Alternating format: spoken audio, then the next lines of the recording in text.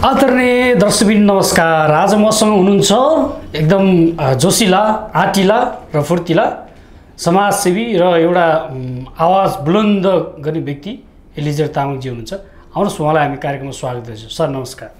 नमस्कार, धन्यवाद। अहिले यो राजा आओ देश बचाओ भन्ने एउटा पक्ष र गणतन्त्र नेपालले ल्यायो स्वतन्त्र भन्ने एउटा पक्ष, दुई पक्ष बिचमा अब यो आउने केही दिनमा चाहिँ तपाईँको चाहिँ ठुलो जनसागरको रूपमा चाहिँ एउटा आन्दोलन हुने कुराहरू भएछ। दुई पक्षको आन्दोलन हुने कुरो, यो कुरालाई हजुरले कसरी विचार गरिरहनु भएको छ? तपाईँले राजा हो देश, राजा कहाँ गएको थियो र आउने भने मलाई अचम्म लागिरहेछ।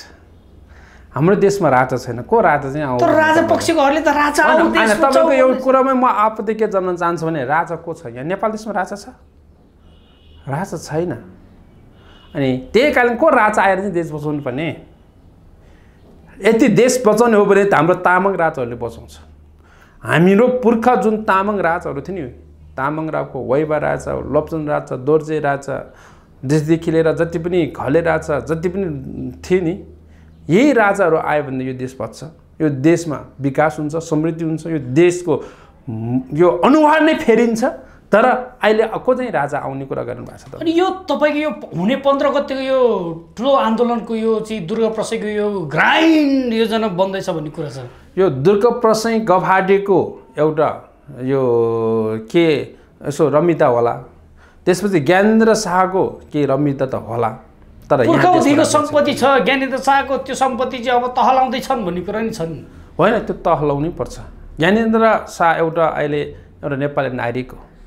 नेपाली नागरिक मान्छेलाई चाहिँ भिआइपीको के अरे ऊ दिन पाइन्छ खास त भन्यो भने।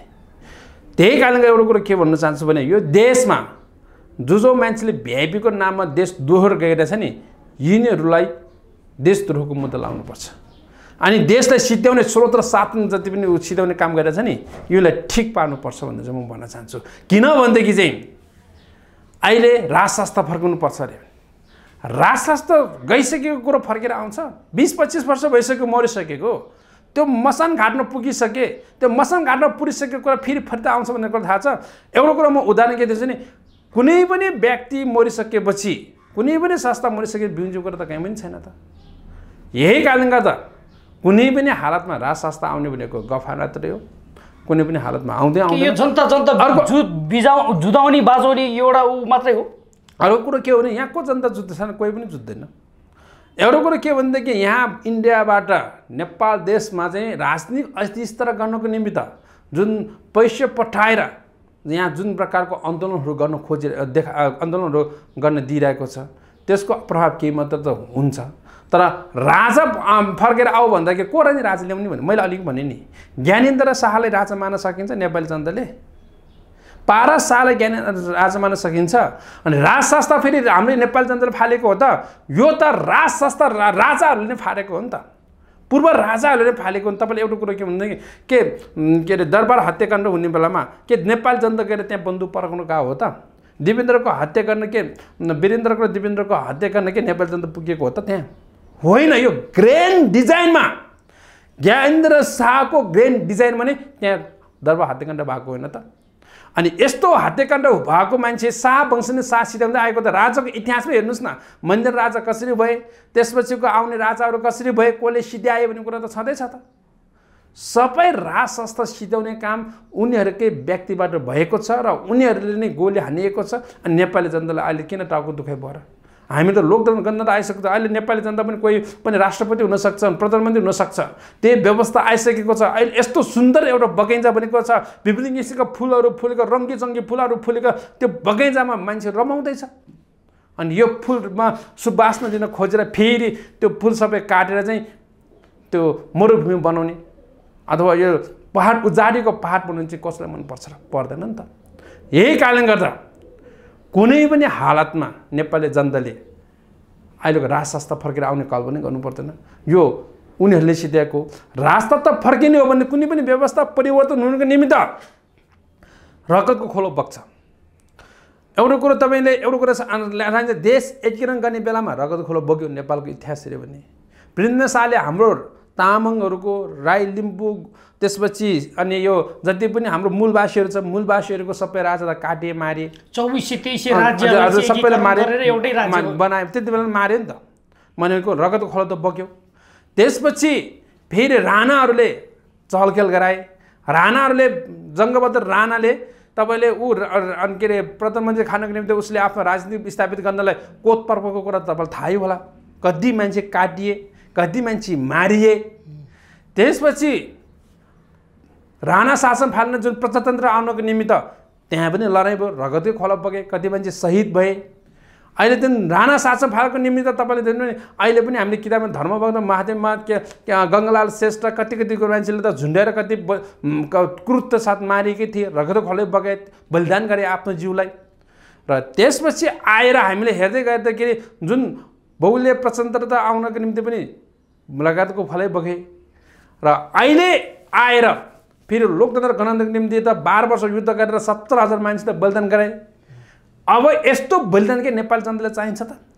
के नेपाली जनतालाई यो यस्तो बन्दुक पकेर फेरि जङ्गल पस्न र फेरि फाइट गर्न चाहन्छन् त? नेपाली चाहिँदैन। कतिजना अहिले पनि शरीरमा गोली बोकेर हिँडिरहेको छ, बमको छिटा बोकेर हिँडिरहनु पर्छ, अपङ्ग भएर हिँडिरहनु पर्छ, आफ्नो हात गुमाएको छ, खुट्टो गुमाएको छ, टाउको आदि गुमाएको छ, पेट फुटिएको, भुँडी फुटिएको छ। अनि हरेक समस्यामा गुजारेको व्यक्तिहरू यस्तो युद्धबाट ग्रस्त भएर गुजारेको जनता फेरि पनि बन्दुक बोकेर युद्ध गर्छु भनेको त कुनै पनि कल्पना गर्न नसक्ने कुरा हो। त्यही कारणले गर्दा कुनै पनि हालतमा जुन नेपाली जनतालाई अहिले युद्धको खाँचो छैन, देश विकास र समृद्धिको खाँचो छ। अहिले देशको चिन्ताको कुराहरू छ। त्यही कारणले गर्दा कुनै पनि हालतमा यो व्यवस्था पल्टिन सक्दैन। यो व्यवस्था पल्टिन बलिदान हुनु छ, यो कारणले हुन सक्दैन। अर्को एउटा 1 नम्बर त्यो भने 2 नम्बर एउटा कुरा के हो भनेदेखि राजशास्त्र फर्किँदा राजा हुने मान्छे नै चाहियो नि त। राजा हुने मान्छे त कोही पनि छैन। बरु तामाङहरूलाई राजा बनाइदियो भनेदेखि राजगद्दीमा राम्रो काम गर्नु छ, राजा गर्न सकिन्छ, नभए चाहिँ कुनै पनि हालतमा देखिँदैन खास। तर गणतन्त्रवादीहरूले पनि, गणतन्त्रको पक्षधरहरूले पनि यो आउँदै गरेको केही दिनमा अब ठुलो जनमहासागरमा चाहिँ आन्दोलनको र्याली निकाल्दैछ भन्ने कुरा छ। यो चाहिँ के को लागि, किन, कुन उद्देश्यको लागि यो र्याली? यो चाहिँ एउटा कुरो के देख्छ भने नेपालको कुसंस्कार भन्छु, कुसंस्कृति, राजनीतिक कुसंस्कार, कुसंस्कृति भन्छु राजनीति गरेको। यहाँ कुनै व्यक्तिले यहाँ 100जना मान्छे जम्मा गरेर मुर्दाबाद जिन्दाबाद गर्यो भनेदेखि फेरि अर्को पनि ल्याएर 100जना उभाइदिने चाहिँ यो कसो भनेदेखि उनीहरूको सिद्धान्त र सोच विचार के चाहिँ पुरा पहिला पुरानो फलामलाई काट्ने फलाम नै चाहिन्छ भन्ने हिसाबले पहिलाको पुरानो विचारधारा छ क्या यिनीहरूमा। अनि यही पुरानो विचारधाराका कारणले गर्दा चाहिँ यिनीहरूले के गरिरहेको छ, त्यही अनुसारको सोच विचार गरिन्छ, त्यही अनुसार नै उ गरिन्छ।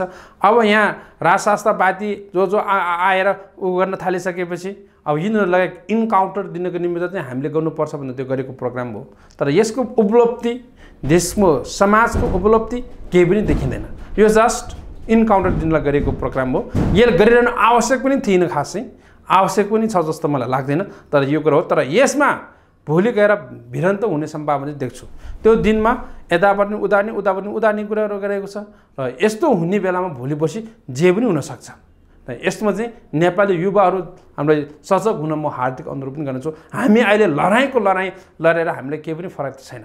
हाम्रो विचारको लडाइँ लड्न आवश्यक छ, हाम्रो कुनीताको लडाइँ लड्न आवश्यक छ, हाम्रो यो देशमा विकास चाहिएको छ, शान्ति चाहिएको छ, यो देश समृद्धि के अरे हामीलाई समृद्धि चाहिएको छ। अनि यसो हो भनेदेखि हामीले चाहिँ समृद्धि कसरी पुग्दैन भत्काएर लडेर हुने कुरा केही पनि छैन। तर नेपाल मात्र नभएर विश्व इतिहासको देश बनाउँदाखेरि चाहिँ हामीले विचारधाराबाट देश निर्माण भएको छ। एउटा मान्छेको विचार सोचले नै परिवर्तन भएपछि मात्र देश विकास भएको देखिन्छ। त्यही कारणले गर्दा हामी यो लडाइँमा भन्दा पनि हामी चाहिँ यो कसरी देश विकास हुन सक्ने कुरामा हाम्रो दिमाग खियौँ भनेर चाहिँ म नेपाली सबै युवाहरूलाई, साथै नेपाली जनताहरूलाई यो कुरा भन्न चाहन्छु। तर गोप्य सूचनामा पाइन्छ दुर्गा प्रसाई चाहिँ तपाईँको चाहिँ 14 गतेसम्ममा चाहिँ पक्रिने भन्ने कुरा पनि रहेछ नि। त्यो अराचकलाई पक्रिनु पर्छ। कहिले नेपालमै नभएको हतियार बोकेर हिँड्ने, कहिले कासको मान्छेको के छ भनेर भन्ने, कहिले के गर्दै गर्दाखेरि जुन प्रकारले उसले जुन गतिविधि गरेको राजनीति अधिस्तर गर्ने इन्डियाको र भनेर काम गरिरहनु भएको छ नि, यस्ता गतिविधि गर्ने व्यक्तिहरूलाई तह चाहिँ लाउनुपर्छ। ऊ धेरै अराजक भइसकेको छ। अराजक अधिवेशन मान्छेको दिमाग भड्काउने काम, जनताको दिमाग भड्काउने काम गरिरहनु भएको छ। नेपाली जनताको जीवनमाथि खेलबाड गर्ने काम गरिरहेको छ यसले। यसलाई तुरुन्त पक्रिनुपर्छ र यसलाई कारबाही हुनुपर्छ भने म नेपाल सरकारलाई पनि हार्दिक अनुरोध गर्न चाहन्छु। यस्ता व्यक्तिहरूलाई कारबाही गरेन भने यो देश दुर्घटनामा हुन सक्छ क्या। तर धेरै युवाहरू त उहाँकै पछि लागेछन् त। धेरै युवा भने कति देख्नु भएको छ तपाईँले? कति देख्नु भएको छ? उहाँले पालिरहेको 2-3 जना व्यक्तिहरूलाई बोकेर हिँड्दैमा के धेरै युवा हुन्छ त? गाडीको गाडी मान्छे बोकेर हिँड्नुहुन्छ अनि गाडी कहाँ मान्छे बोकेर? त्यो त इन्डियाबाट दिएको पैसा पचाउनु निम्ति आएको। तपाईँले सुन्नुभएको छ न, एकजना पठाउलाई अथवा एकजना मान्छेलाई अन्दर जानेमा 1500 तिरेको आएको छ। हरेक मान्छेले त्यही कुरा गरिरहेको छ। अनि त्यही कारणले गर्दा पैसा तिरेर गएको त यो त शब्द स्फूर्त रूपमा त्यसको पछि लाग्यो भने नि त। यहाँ त बेरोजगारी छ। अनि त्यसपछि अलिकति पैसा पायो भने ओहो अब यसो एक दिन एकछिन 1 घन्टा उभिँदा के हुन्छ भनेर गएको हो नि त। त्यसको लागि ठुलो कुरो होइन। राजाकै पक्षमा भएर गएको होइन। राजाको पक्ष को छ भने नेपाली जनता राजा। नेपाली जनता त स्वतन्त्र चाहन्छ। त्यही त भन्दैछ, कोही पनि राज्यको पक्षमा यो भूप राज्यको पक्षमा छैन र कसैले पनि राज संस्था पनि चाहेको छैन। जो पैसा पाएको तिनीहरूलाई मात्र चाहिरहेको छ। यो कुनै पनि हालतमा यो कुरा आवश्यक छैन। अन्तमा के भन्न चाहनुहुन्छ? अन्तमा के भन्न चाहन्छु भने हामी व्यवस्था परिवर्तन गर्ने हो भनेदेखि चाहिँ हाम्रो सोच विचारले गर्नुपर्छ। व्यवस्था परिवर्तन हुनको निमित्त हाम्रो विचारधारा आवश्यक छ। अहिले यो जति पनि तन्त्रहरू आए, तन्त्रले काम गरेन। अब चाहिँ सुधारवाद आउनुपर्छ। अनि सुधारवादको निम्ति हामी लड्नु आवश्यक छ। र यो सुधारवादको निम्ति हामीले नेपाली जनताले यी कुरामा नै कसरी नेपाल देशमा भएका हरेक कुराहरू सुधारेर ल्याउन सकिन्छ र यसपछि देश विकास हुन्छ भने सोचौँ र यसका लागि चाहिँ हामी लडौँ भनेर चाहिँ म सम्पूर्ण नेपाली जनता र सम्पूर्ण युवाहरूलाई म यही भन्न चाहन्छु।